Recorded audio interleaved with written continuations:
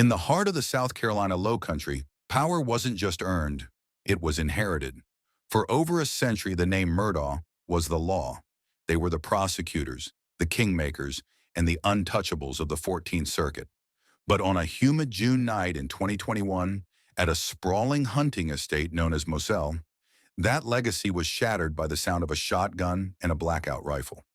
Alex Murdaugh, the scion of this legal dynasty, called 911 screaming that he had found his wife and son executed near the dog kennels.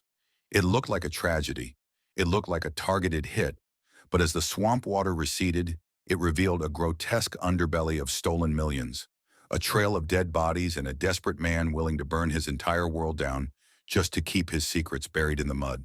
Welcome to Cold Trail Crimes. Today, we are dissecting the fall of a monarchy.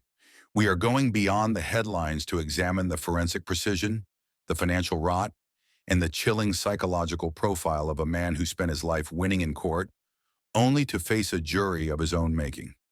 Before we enter the gates of Moselle, make sure you are subscribed to Cold Trail Crimes and have notifications turned on. We investigate the cases that refuse to stay cold.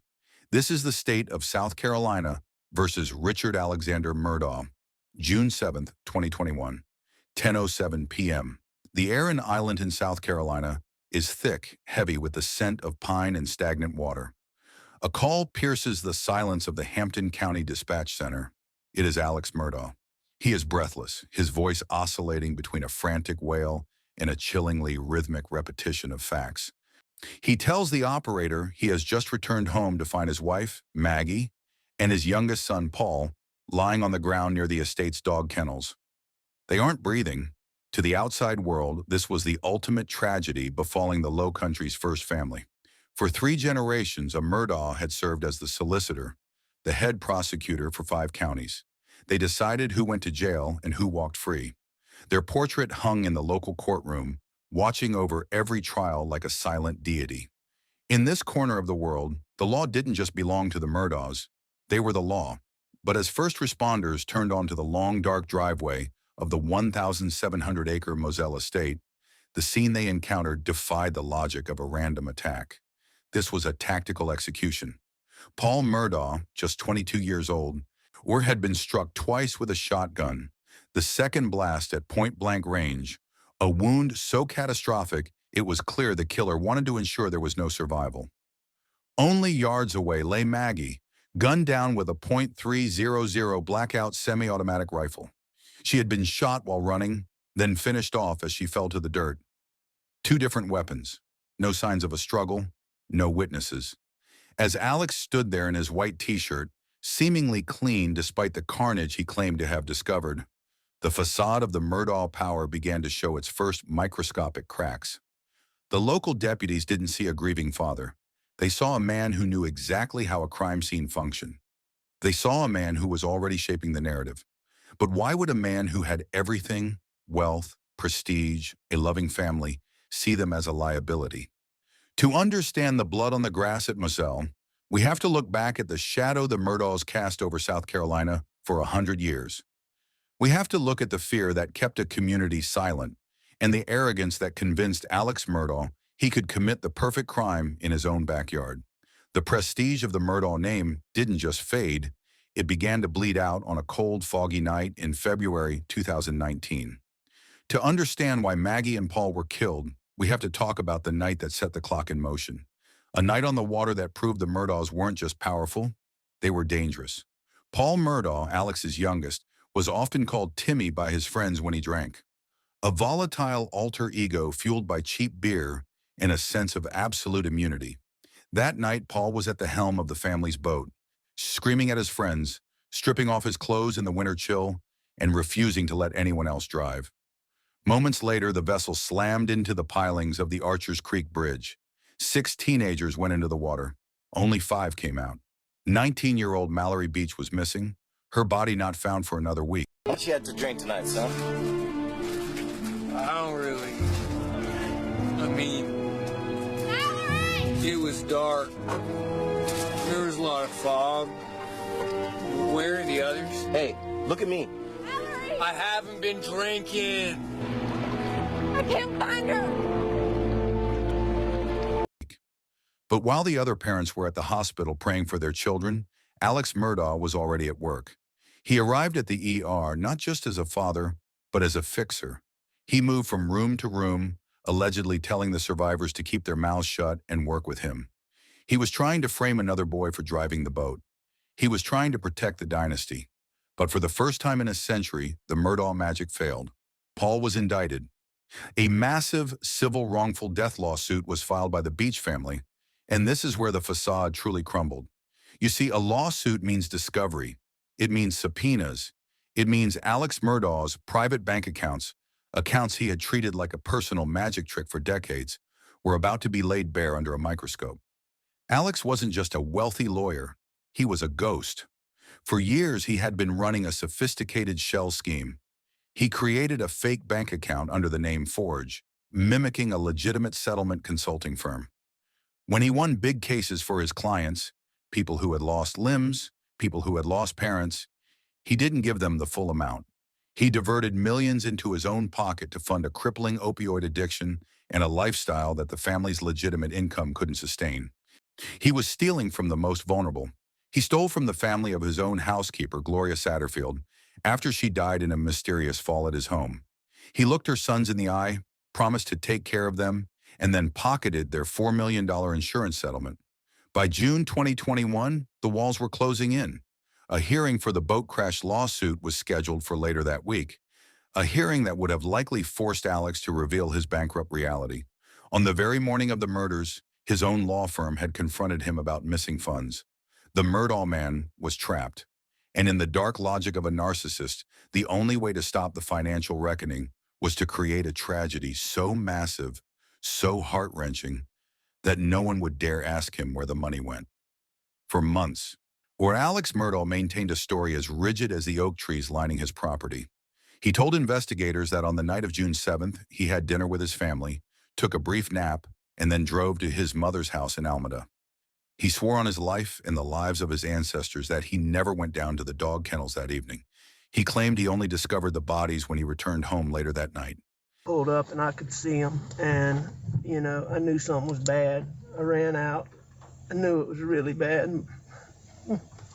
My boy over there, I ran over to Maggie, and actually, I think I tried to turn Paul over first. Did you touch Maggie at all? I did. I touched them both. Okay. I tried to do it as limited as possible, but I tried to take their pulse on both. It was a perfect alibi, supported by the silence of the woods. But Alex Murdaugh forgot one thing.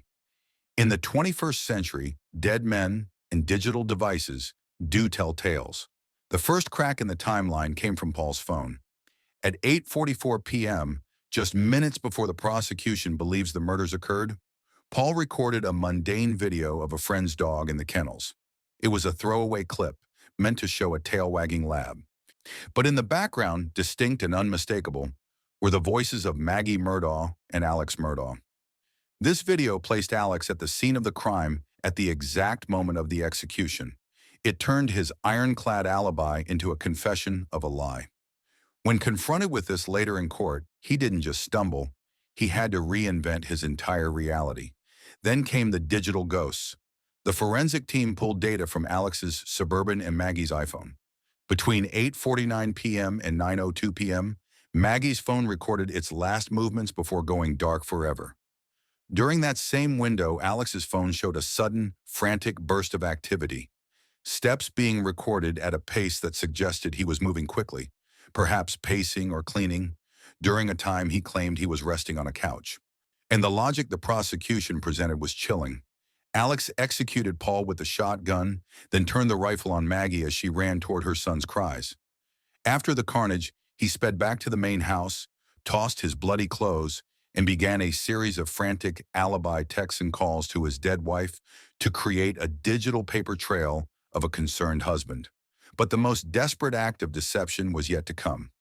3 months after the murders, as the financial walls finally began to crumble and his law firm fired him for theft, Alex called 911 again. This time, he was on the side of an old country road, claiming a stranger had pulled over and shot him in the head while he was changing a tire. What's your emergency? They tried to shoot you. They shot me. I'm going down the road. I had a tire go flat. I pulled over, and this car went by me. I didn't pay a lot of attention, truck, but then it turned around, came back. A real nice guy, acted like, and I turned my head, and boom. The investigation quickly revealed the truth. There was no mysterious gunman. Alex had hired a former client and distant cousin, E. Curtis Eddie Smith, to shoot him. The goal, a $10 million life insurance payout for his surviving son, Buster. It was the ultimate evidence of Alex's psychological state. He was a man who viewed life as a series of transactions. If he couldn't win through power, he would win through tragedy. If he couldn't maintain the lie of a grieving father, he would try to become a martyr. But the roadside shooting didn't end in death.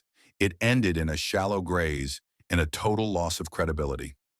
The Murdaugh man wasn't a victim. He was a director, and the world was finally tired of watching his plays. The Colleton County Courthouse, a historic brick building in Walterboro, became the center of the true crime world in early 2023. This wasn't just a trial, it was an autopsy of a dynasty performed in real time. A lead prosecutor, Creighton Waters, didn't just want to prove Alex was a killer. He wanted to prove Alex was a master manipulator who used his legal training to treat the world like a game of chess. The prosecution's case was a slow-burn mountain of evidence, nearly 800 exhibits and 75 witnesses. They painted a picture of a man drowning in debt, stealing from the vulnerable, including a quadriplegic client and his own housekeeper's children, all to keep the Murdaugh name untarnished. The motive? To create a gathering storm of sympathy so massive it would freeze the investigations into his financial rot. But the atmosphere shifted on February 23rd. In a move that shocked legal experts, Alex Murdaugh decided to take the stand. For 2 days, the world watched a man who had spent decades as a prosecutor try to prosecute his own innocence. Yet it was a performance of high-stakes emotion. He frequently wept, his voice cracking as he referred to Paul as Paw Paw and Maggie as Mags. He was trying to sell the image of a doting father and a grieving widower. But then came the pivot. Alex finally addressed the kennel video. For nearly 2 years, he had looked investigators and his own family in the eye and lied. On the stand, he finally admitted it. "I did lie to them," he said. You're an addict, were you not? I am an addict. You are an addict. And did you repeatedly lie to those you love to cover up your addiction? I did. Blaming his deception on opioid-induced paranoia. He admitted he was at the kennels minutes before the murders, but claimed he left and the killings happened after he was gone. Creighton Waters' cross-examination was surgical. He didn't just ask about the night of June 7th.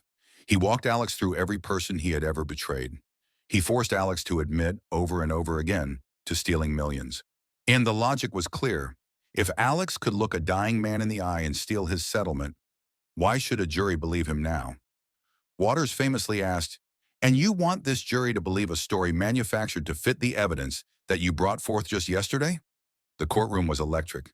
Alex tried to remain the smartest person in the room, but the Murdaugh magic was fading. The jury wasn't seeing a grieving man. They were seeing a lawyer who knew exactly when to cry and when to pivot. They were seeing a man who could turn his humanity on and off like a light switch. As one juror later said, they could see right through him. The trial of the century wasn't one with a smoking gun. It was one with a video of a dog and a chicken, and the voice of a man who thought he could lie his way out of anything. The defense had rested. The closing arguments were finished. After 6 weeks of testimony, the fate of the Murdaugh legacy was handed over to 12 ordinary citizens of the Lowcountry, the very people the Murdaugh family had ruled over for a century. Many expected days of deliberation. The case was complex, the evidence circumstantial, and the defendant was a man who knew every loophole in the book. But the jury didn't need days. They didn't even need an afternoon. In less than 3 hours, a buzz echoed through the courthouse. A verdict had been reached. As the clerk read the words "guilty for the murder of Paul" and then "guilty for the murder of Maggie," Alex Murdaugh's face remained a mask of stony defiance. The man who had spent his life in that very courtroom, once protected by the portrait of his grandfather on the wall, was now being led out in handcuffs. The following morning, Judge Clifton Newman delivered a sentencing speech that will be studied in law schools for decades. He didn't just speak to the crimes, he spoke to the soul of the man. He looked Alex in the eye and told him that even if he continued to lie to the world, the ghosts of his wife and son would visit him every night in his cell. He sentenced Alex to 2 consecutive life terms. I sentence you to the State Department of Corrections on each of the murder indictments in the murder of your wife, Maggie Murdaugh. I sentence you for the term of the rest of your natural life for the murder of Paul Murdaugh. Ensuring the man who owned 1,700 acres of South Carolina would spend the rest of his days in an 8x10 concrete box. Today, the Moselle estate sits under new ownership. The kennels are quiet. The Murdaugh name, once a badge of ultimate authority, is now a synonym for betrayal. The dynasty didn't fall because of an outside enemy. It imploded from within, driven by a man who believed that his status made him immune to the truth. The Murdaugh saga is a chilling reminder that power, when left unchecked, becomes a cage.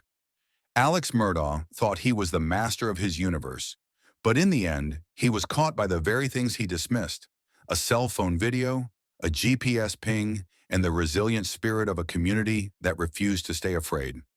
The trail has gone cold at Moselle, but the lessons of the Lowcountry remain. If you found this deep dive into the Murdaugh dynasty compelling, hit the like button and share your thoughts in the comments. Do you believe Alex acted alone, or are there still secrets buried in the South Carolina mud? Make sure to watch our next investigation where we uncover more cases that time forgot. This has been Cold Trail Crimes. Thank you for watching.